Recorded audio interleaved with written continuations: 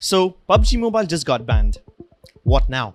There is a small chance that it might make a comeback because the PUBG Mobile officials are trying their hardest to lift the ban.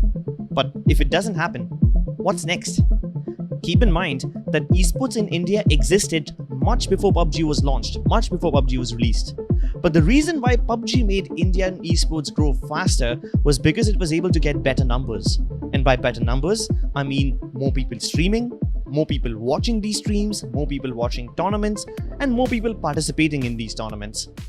PC esports struggled in India for the longest time because not enough people were supporting it. There were not enough numbers.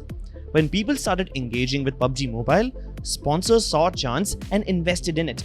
And that's how we are able to get these big prize pools, player salaries, and we are able to get a growing esports scene.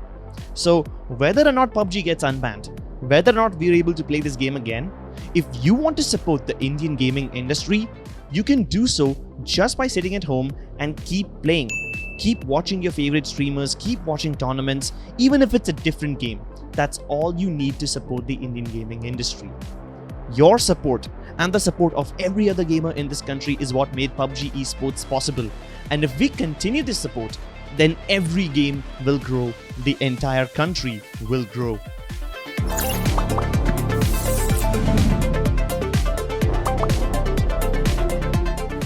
Mobile games are popular in India because of wide accessibility. The economic situation of our country is in such a state that a lot of people can afford mobile phones, but not everyone can afford a PC. If you are one of those people that can afford a PC, there's a few options for you right here. Well, the most obvious thing to do when PUBG Mobile gets banned is to start playing PUBG on the PC. But if you're not in the mood for that, there's a couple of other games that you can try out. Our first option is Call of Duty Warzone, which is a fast-paced battle royale game. There's several avenues to explore. More attachments, vehicles like trucks and helicopters, you have shields, you can kill people with missiles, and the whole shebang. Call of Duty in general is a really fun game to play. But here's the problem. Call of Duty Warzone is good. Like, it's too good. Only the people with high-end PCs can run this game. So if you're a guy with a potato PC and you don't have a high-end PC, the options for you are Counter-Strike and Valorant. Counter-Strike is an age-old classic game. Anyone over the age of 18 must have pretty much heard about it because this was the most popular game in the world at one point. Valorant is the shiny new tactical shooter by Riot Games. A lot of Indian PUBG Mobile streamers and professional players are already playing Valorant and they're saying really good things about this game on their streams. But if you don't have a PC at all and you want to check out some mobile games, your options are Call of Duty Mobile and Free Fire. COD Mobile is a good starting point, because this game just released a massive update last month in August where they introduced the gunsmith system. Now, basically, everyone who's been playing the game since a long time will now have to adjust to the new changes that the gunsmith system brings in. And nobody really knows what this game is about anymore. Nobody knows what's the meta, nobody knows what's the best playstyle. So if you're a PUBG Mobile player who just recently shifted to Call of Duty Mobile, it's perfect for you because both the old COD players and the new players are still going to be figuring out the game. So it basically levels the playing field, giving the newer players a fair fight against the older ones. Now, Call of Duty Mobile does have a Battle Royale mode, but that's not the mode that's played in tournaments and competitive circuits. In tournaments, game modes like Search and Destroy, Hardpoint, and Domination are more widely used. So keep an open mind when you're trying to play this game. But does Call of Duty have any risk of getting banned just like PUBG? After all, Tencent used to be involved in this game too. Call of Duty's origins can be traced back decades. This popular phenomenon was created by the American tech company called Activision. Now, Call of Duty Mobile does have its origins in Activision in USA, but it was developed in partnership with Timmy Studios, which is a subsidiary of Tencent Games. Tencent is a major Chinese multinational conglomerate whose role as the publisher of PUBG Mobile saw the game get banned.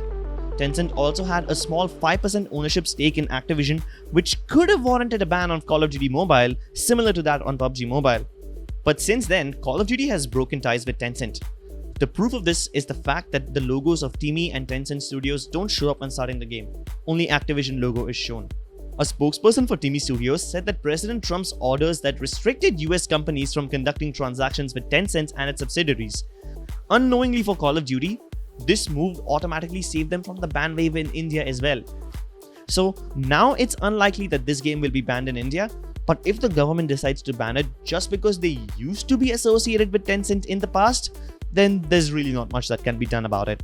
The other game that you can try is Free Fire. Free Fire is a unique battle royale with a twist. The twist is Glue Wall.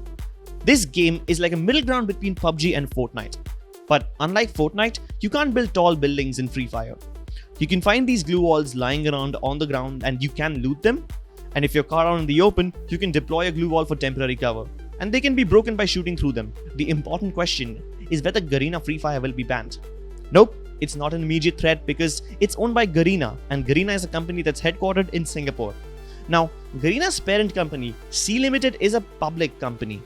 However, before the company went public in 2017, Tencent was a major shareholder with 39.7% of Sea Limited. But this was before they went public, so at this point, Free Fire is safe. Last but not the least, perhaps the least favorite alternative is 4G. I mean, honestly, nobody has high hopes from this game. While 4G's initial announcement was well received after it was shared by the Bollywood actor Akshay Kumar, internet users were quick to find problems with it. First of all, the timing of the announcement is one that certainly stands out. Like, it just came out 2 days after the government of India banned PUBG Mobile in the nation. Imagine releasing or announcing your game just 2 days after your biggest competitor PUBG is banned. It certainly seemed suspicious.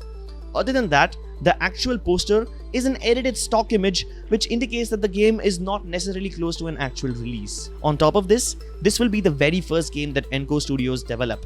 So naturally we can't expect them to make a game that's as smooth and as polished as PUBG Mobile. But let's just say that somehow 4G turns out to be a good game. Even if the game is good, we have to remember it cannot become an esport.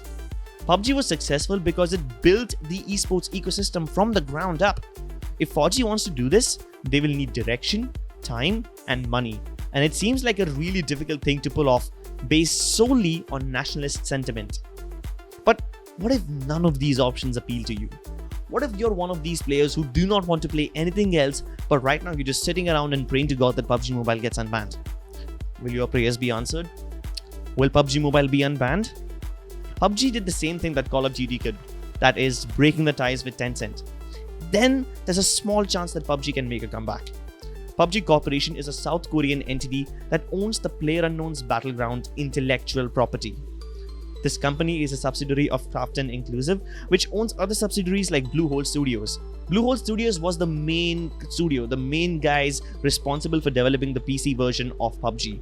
While the mobile version of the game was developed and published by Tencent, at this point, PUBG Corp themselves will take over as the publishers of the game in the region. Although keep in mind that this move does not guarantee that PUBG will be unbanned. The rising political and military tensions between India and China is high. But because PUBG has distanced itself away from the Chinese conglomerate of Tencent, then there's a small chance that it might appease to the government. There is a small chance that PUBG might get unbanned if Tencent leaves the picture, but then it really wouldn't be the same anymore.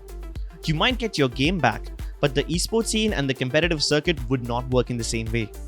It was Tencent's money all this time that was funding all the big tournaments like PMCO, PMPL and the World League. You take away Tencent, all that money goes out along with them.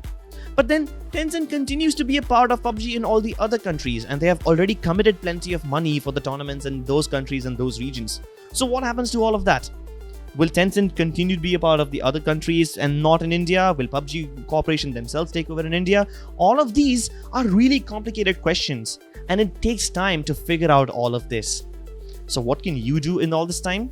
While we wait for the PUBG Mobile officials to figure things out, you have the options that we previously mentioned in this video.